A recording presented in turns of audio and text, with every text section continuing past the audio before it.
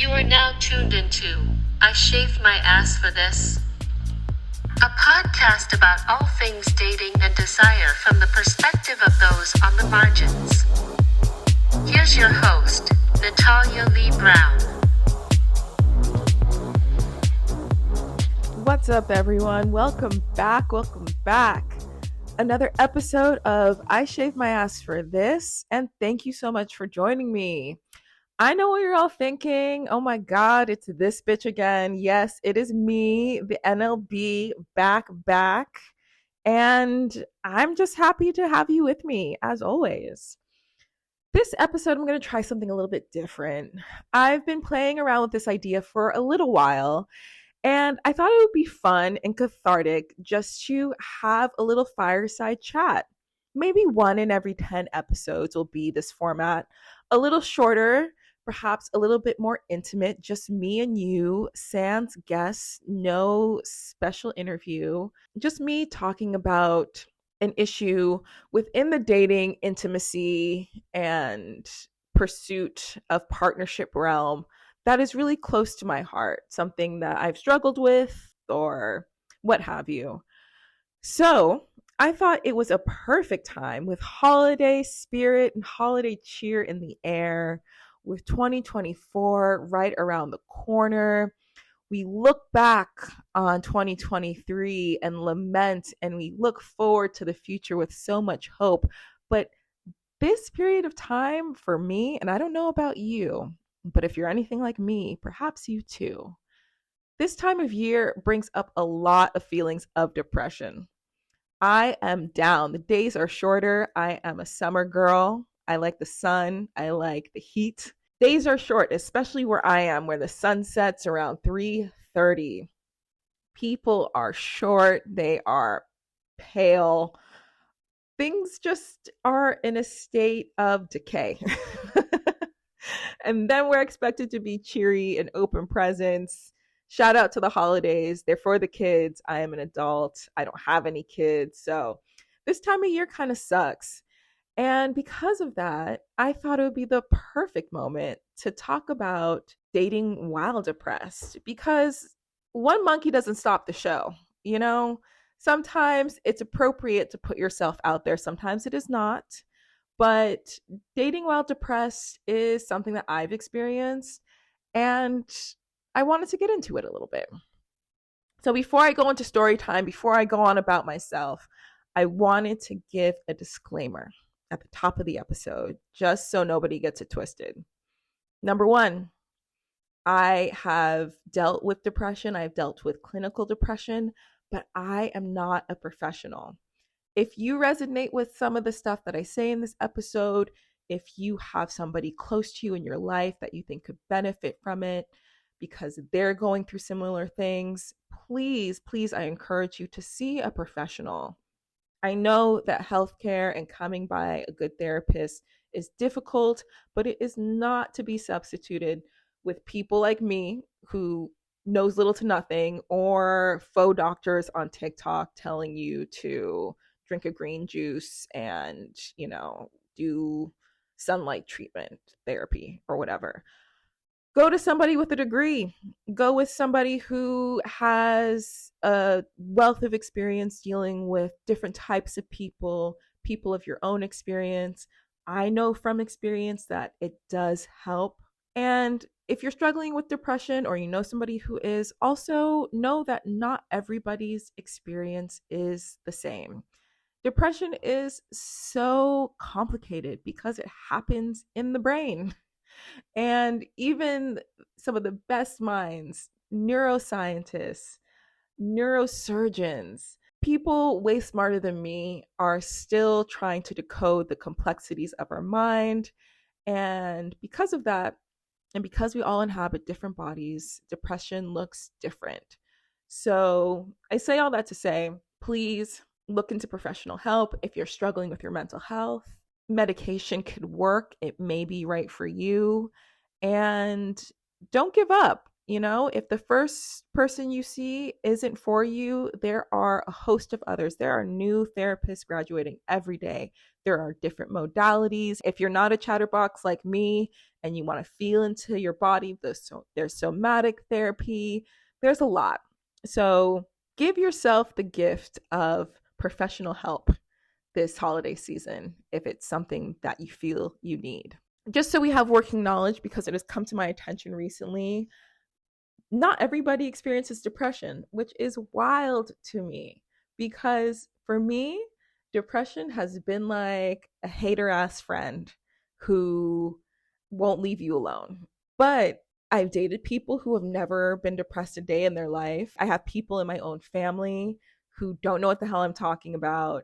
And it could be discouraging, but we all have our own experiences. So, for those of you who may not experience depression or may not have working knowledge of what it is, according to the Mayo Clinic, I did a little bit of research. Depression is a mood disorder that causes a persistent feeling of sadness and loss of interest. Also called major depressive disorder or clinical depression, it affects how you feel, think, and behave, and can lead to a variety of emotional and physical problems.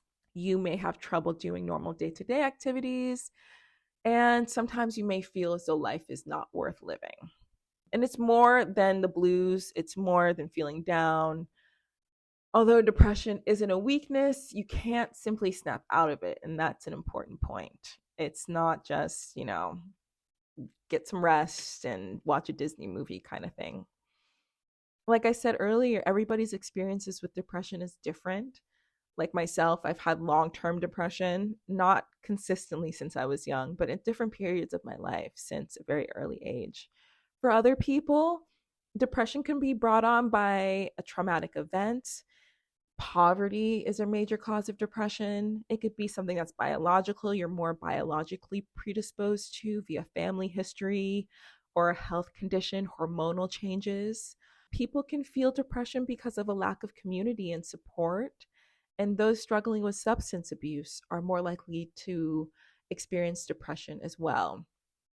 And because of all this, people within the alphabet mafia, the LGBT community, are more likely to experience depression than those who are heterosexual. So, all the girls and the dolls out there, like, take care of yourselves. Depression can be treated. Get help, get help, get help. If there's anything I want to stress in this episode, there is no shame, and treatment works. I'm a testament to it. All right, let me get off of my soapbox and let's get into story time.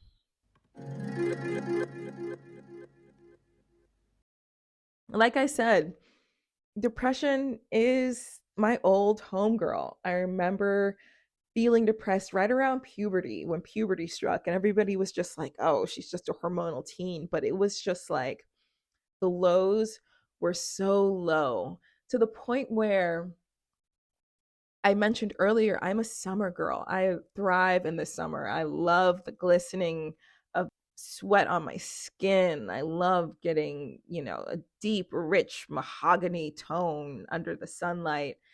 And growing up in a really sunny place, I remember there being periods of time where it could be sunny, but my mind wouldn't even register the sun. It was like I couldn't recognize that the sun was shining. And that's how I could first describe depression from my child brain. As I got older and I got into therapy and there was more language around it, I found that my depression is achievement oriented. So if I'm not achieving in the way that I expect to, I have like a severe glitch in the system. I don't deal with it well. I could say that I am flexible, but when it comes to the expectations that I put on myself, honey, I get down bad real quick. And I've done a lot of work to learn how to cope with this side of myself because it's something that's inherent in me. I don't know of any other family members who have been diagnosed with depression, but I know that it's something that's encoded into my DNA almost. And as I've gotten older, I've learned how to deal with it better, to feel a depressive episode coming, to prepare, to also set like daily benchmarks for myself in terms of self care and maintaining just bodily health and getting back to a point where I'm mentally strong enough to get out of the episode. But one thing that getting older and especially moving out of my 20s taught me is that hindsight is the best teacher. When I meditate and think about my life in relationships, one thing became really clear, that there was a major link between my depressive episodes and my worst relationships. I mean, duh, right? But like, it was like an epiphany, a eureka moment when I finally sat with myself and I was like, yo, there's a clear link here. I'm not about to go on and vilify these partners in these two relationships because who cares? I had a hand in choosing them and I was there too. I really want to go into how my shaky mental health at the time impacted my life severely. So let me paint the picture of where I was at when I was in these depressive episodes and why I even thought it was a good idea to date. In both of these instances, I was in major transitional points in my life. The first relationship, I was at a job that I was sure wasn't right for me, but there was so much fear around what was next. I didn't have a model in front of me of somebody who was doing what I wanted to do.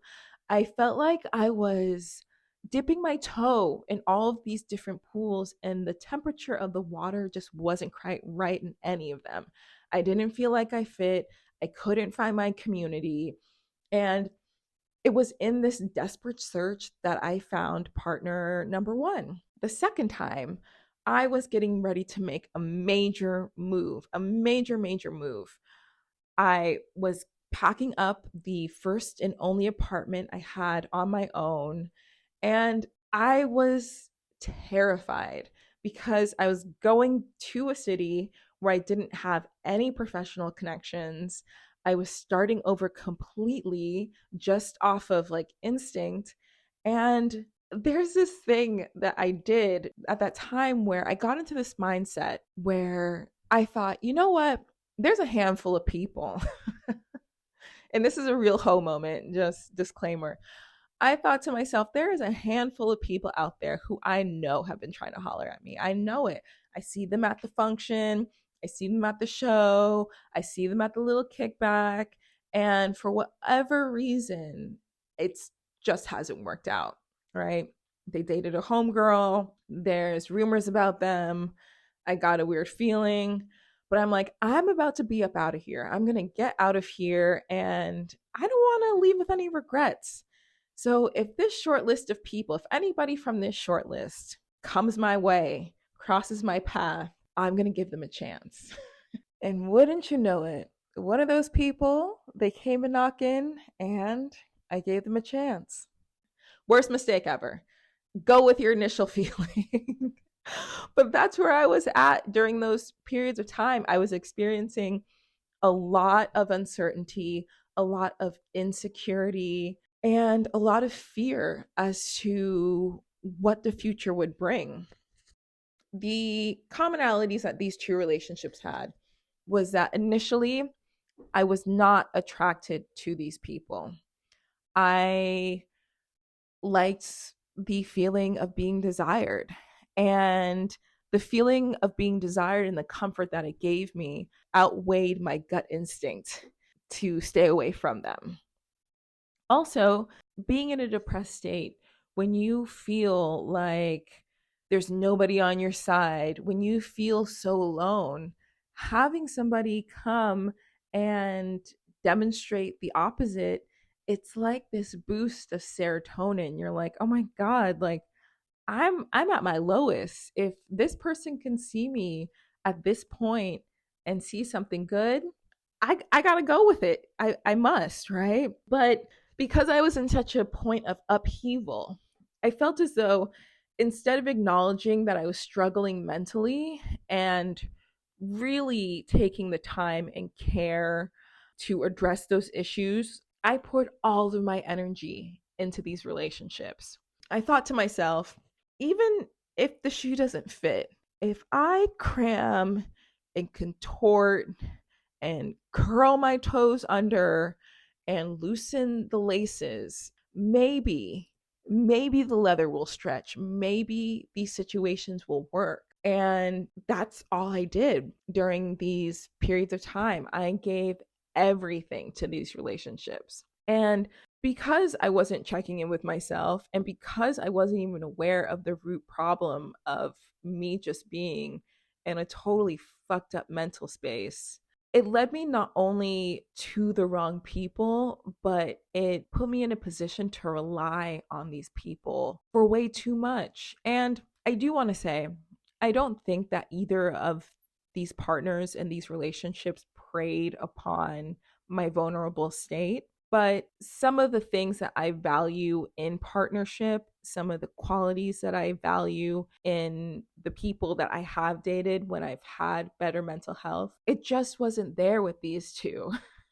It just wasn't there. My desperation to run from my internal pain just blinded me to that fact. Looking back, it's clear as day. There were times when these people disrespected me, habitually disappointed me, put me in a place to apologize for them, where I was embarrassed because of their actions, spread rumors about me, things that had they happened today in this day and age, I would have sprinted away from this dynamic. But sometimes when you're in so much emotional pain and you are experiencing that pain on your own, even sharing the drama, sharing the pain with somebody else in the form of relationship drama, it can seem like kind of a relief.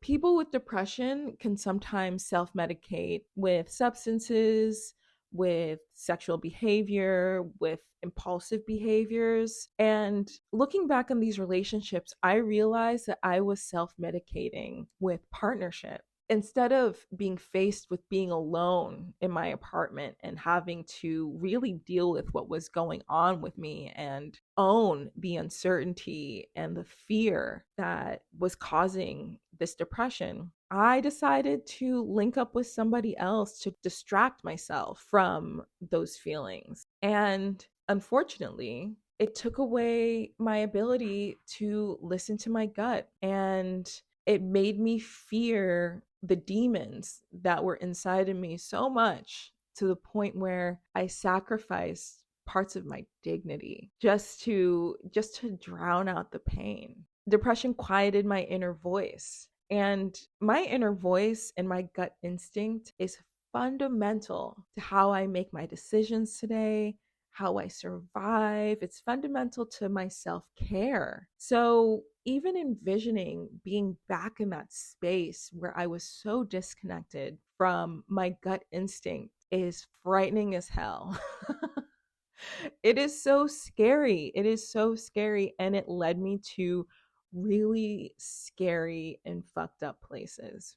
When I was in these relationships, I wasn't even in a place to recognize or honor my depression. And it led me to two of the most painful breakups that I've ever experienced. Thank God I haven't experienced something like that. For context, this was well over 10, 15 years ago. But like I said, hindsight is such a gift. It is such an amazing gift because eventually, if you're with the wrong person for the wrong reasons, if you're disconnected from yourself, if you have issues going on like depression and you ignore those issues, it will make itself known in other ways that force you to deal with it. The relationship wasn't right for me. I got cheated on. The relationship wasn't right for me. Eventually, the drama led to violence, And I'm well past the point of blaming myself or feeling sorry for myself because, in a way, I have a lot of gratitude for those experiences because it sharpened my ability to not only trust myself, but to recognize bullshit from down the street. I still struggle with depression and I still struggle with how to manage that depression within relationships. I think that really getting to a point of some kind of equilibrium.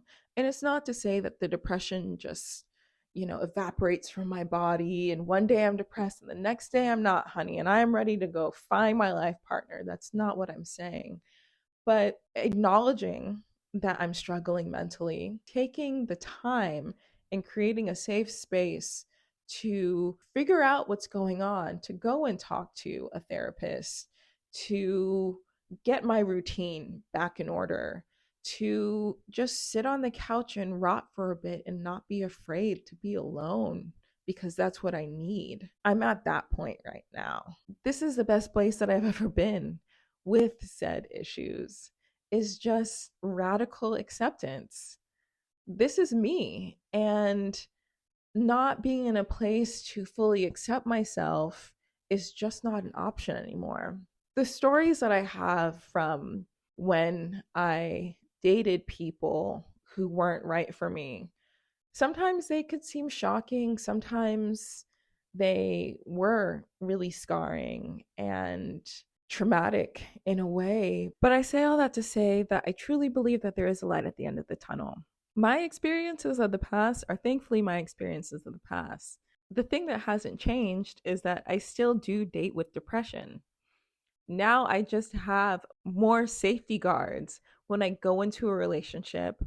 I have more of a concept as to whether or not I'm ready to even pursue a relationship.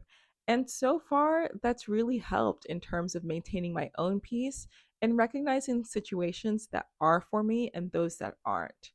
It's not a death sentence to have a mental illness or to have chemical imbalances and pursue intimacy with another person. What's worked for me is just being really transparent with the person that I'm pursuing, with the person who's pursuing me.